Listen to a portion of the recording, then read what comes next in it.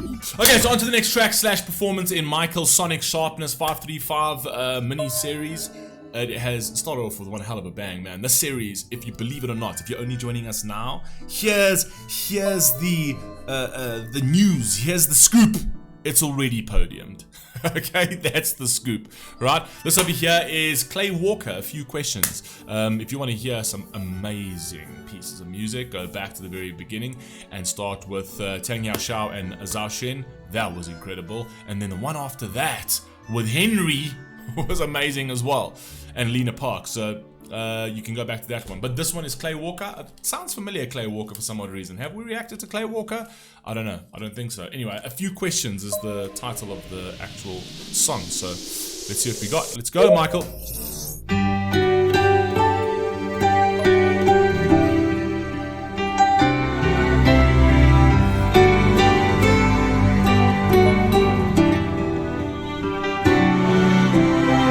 How in this world can we put a man on the moon? Some say it didn't and happen. Still have a need for a place like St. Jude's? And why is one man born in a place where all they know is war? And a guy like me has always been free. And how can two people who build... Oh, the thick and thin of it is money. That's the fucking thick and thin of it. And unfortunately, some people are lucky and some people are unlucky. Some people are lucky enough to be born in the time where their empire is currently reigning, their hegemony, their country that they're born into is currently the reigning hegemony in the world. And in order for them to be the reigning hegemony in the world, they need to do some pretty terrible things in order to. Every empire has done that. Every single empire, in order to keep its hegemony, has done terrible things. And if you're unlucky to be on the other side of that, it's unlucky. It's wrong. It's not wrong. It's not right. It's wrong. Do you know what I mean? And it's painful. As for, yes, how can be placed for like St. Jude's and which I'm assuming is like either an orphanage or a hospital or something like that. But when you even think about today's day and age with regards to war and stuff like that, the people's money is being taken to fund wars, to fund more wars and proxy wars and wars that countries should not even, they shouldn't have their noses in it. They shouldn't be sticking their noses in it, right?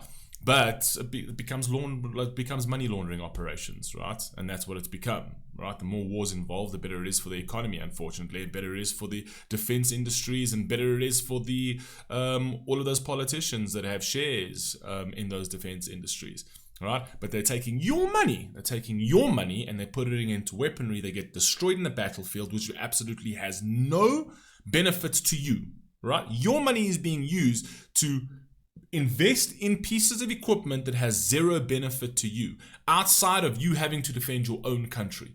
Outside of you having to defend your own country, it's got absolutely no benefit to you and your money. And then they will tell you how they are tight on their budget and they can't fix the inner cities, and they can't fix the ghettos, and they can't fix your bridges, and they can't fix your roads, and they can't fix your health system, and they can't fix any of that, right? But $100 and something billion to go to war signed up like this instantaneously, they will sit there and deliberate on this bureaucratic garbage. They will deliberate on how we can, to build a bridge, to do this, to do that. It'll take fucking 3 years of deliberation. Comes to war, bang, signed. Oh no, fuck, money needs to go out now, get the money out. Now we will sign it. We will sign off billions and billions of dollars for war, right? But to sign off one thing that can actually help a fucking community, to sign off one, they will fucking deliberate forever. Forever. Right? And that's why I say there's no such thing as a two-party fuck. It's bullshit, man. It's all a uni. It's a uni-party. Right? It gets controlled by the elites. It gets controlled by the donors, by the donor class. That's why. Do you know what I mean? It's sad. It really is sad. But anyway, carry on. People who built a loving home try for years and never have a child of their own. When somewhere out there tonight there's a baby no one's holding tight, and need of love. To me that don't add up. Nope, it doesn't. But I wasn't there the day you filled up the ocean. I didn't get to see you hang the stars in the sky. So I don't mean to second guess you or criticize what I don't understand. These are just a few questions I have. Beautiful, beautiful, beautiful. And it's important to ask those questions, right? And when you ask those kind of things, it always comes back to man was given free will, man. That is that. If you want to take the biblical notion of it, the theological notion of it, you're given free will, all right? I stepped in, I absolved you of your sins, I gave you free will, right? And I took all of that. It's on you. For whatever you will sin moving forward, I've absolved you of that, right? If we're talking about Jesus, right? There's different religions and things like that, right? Where this is you, every man. What is that line? This is what happens when I speak to Alex, because Alex actually talks to me about this. I'm not a theologian at all. He's way better versed to actually speak on this stuff than I am, right? But I've been actually speaking with God. What did I actually speak to him about the other day?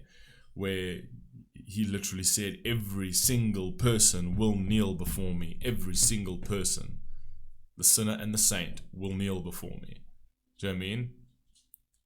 And I don't know. When it comes to religion, I'm pretty ignorant in terms of like the Bible. I've got my own sort of belief, right? I do believe in a higher power, I do believe in a God. But in terms of the actual book itself and whatever else, I haven't read much of it. So I'm still quite I'm new to any of that. Let's go.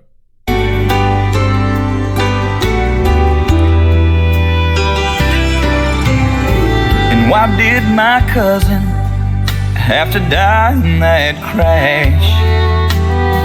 A good kid, only 17, I still wonder about that. It seems unfair to me. Some get the chance to chase their dreams, and some don't. But what do I know? Look, not to sound too reductionist, but I always sort of equate that down to purpose, right? And it might be fugazi, you might believe it or not, and whatever else, but it's a nice way to believe in it in terms of like every single human being that comes into this earth, even if it's for 5 minutes, even if a baby comes into this earth for 5 minutes and then leaves, right? It actually, and let's say passes away, right? They had a particular purpose. They had a purpose for coming into the earth, to teach somebody something, to do something for somebody, right? Those parents that will have that child for 5 minutes and then the child will pass away through complications and whatever else, right? They went through the excitement and they go through the pain of actually losing something special to them immediately, right? And it's not fair, right? But it was meant to be. It was meant to be for them. It was something.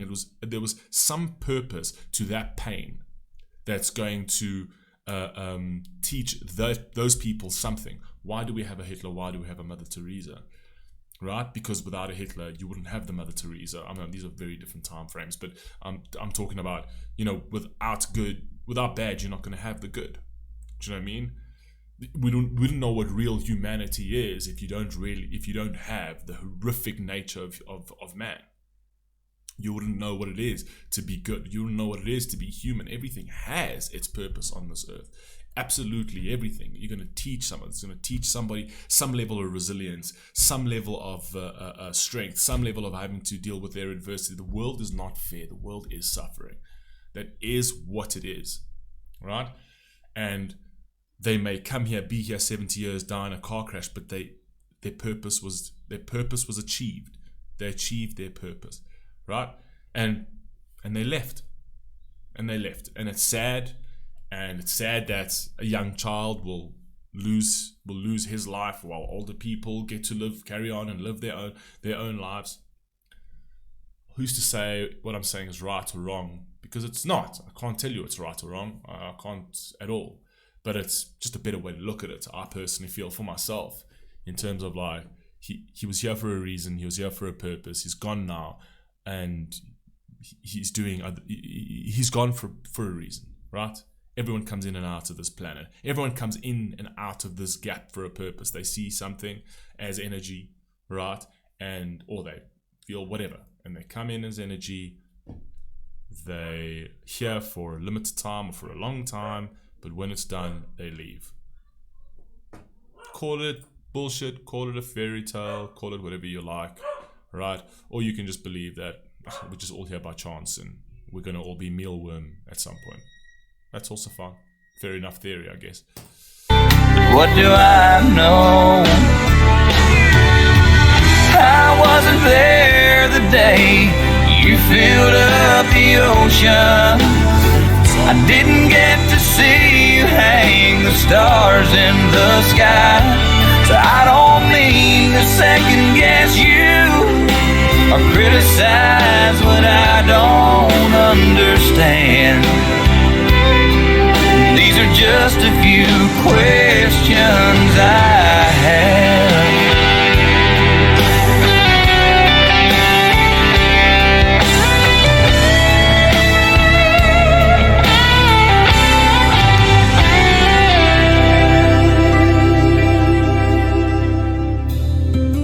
Why do I feel like you hear these prayers of mine when so many ought to be ahead of me? That is why religion is important. I know a lot of people are advocating for secular ideology in terms of, oh, religion is this, and there's been wars, and yes, there's been majority of people that have died in the name of religion in terms of wars going back, right? Today, it's not so much. Today, it's actually more about interests and money, right?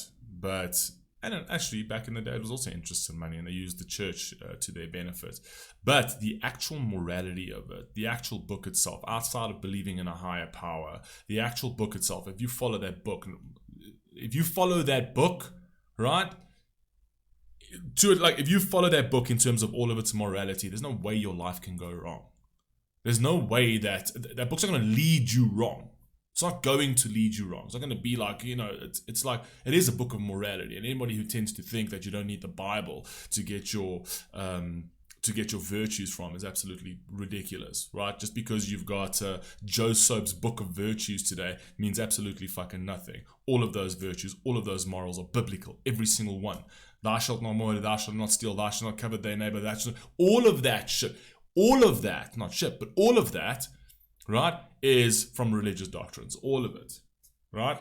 So you can't ever step away from that kind of thing. So, actually having people that sort of align themselves with something great, like just the Bible, and saying, if you lead your life following these scriptures, following these doctrines, you're actually going to lead a good,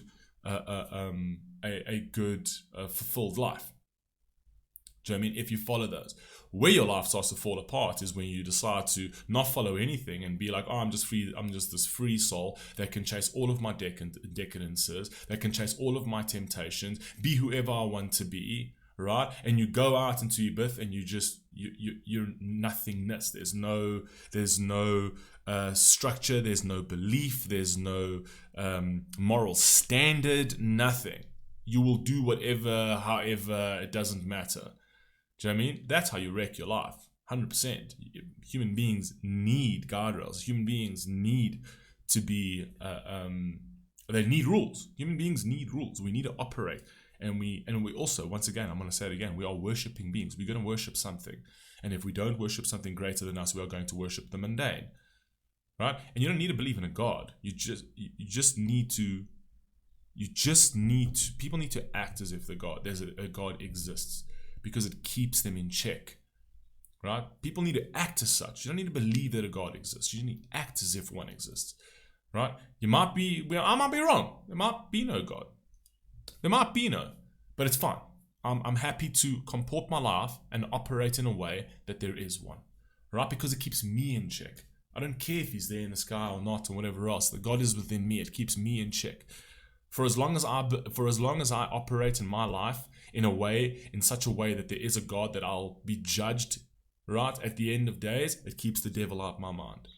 Do you know what I mean? When I want to go and do something wrong, right, that pops into my head and says, that's wrong. You'll be judged for that. Do you know what I mean? There'll be consequences for that. Right? It lives within me. I don't need it to be elsewhere. Right? And even if you pray, it's not about praying to something high up that's going to grab those prayers and do something for you. It's actually, it's a way of you manifesting those own things for yourself. Right? It's reinforcing those things. Like praying every night is, think of it of, it's the things that you want. It's those reinforcements. And then you can act accordingly on those and to make your life easier. No one's saying there's a God out there waving his wand saying, I'll grant you this wish, and I grant you that, and I grant you that. No. Right? It's literally for you. It's for the God within you. Right? Or you don't have to believe in any of it. And that's perfectly fine. Right? If it offers you no hope and no comfort, you don't need to do it either way. Right? That's where I say, like in terms of between religions, everyone should just have their own, believe their own, and leave everybody else alone. Do you know what I mean? Leave everybody else alone. Don't tell people to take the Bibles out of school, and don't tell people to not put the Bibles in school. Essentially, right? If it is this, if the consensus in the school and the consensus in the nation, if it's a Christian nation, it's a Christian school, or whatever else, and the Bible's there, right? And people want to follow it. I personally believe the Bible should be there. I think that religion should play a part in children's lives. 100% religion should play a part in children's lives. Do you know what I mean? If we take that out, well, we have taken it out, and see what society is doing right now. See what society is doing right now. Actually, no, I take that back. No, 100%. Bible should be in school. I actually think there should be a book of some sort of morality in school. Do you know what I mean? The Bible's the best one. Let me put it that way. When you look down on me, can you see the good through all the bad? These are just a few questions I had.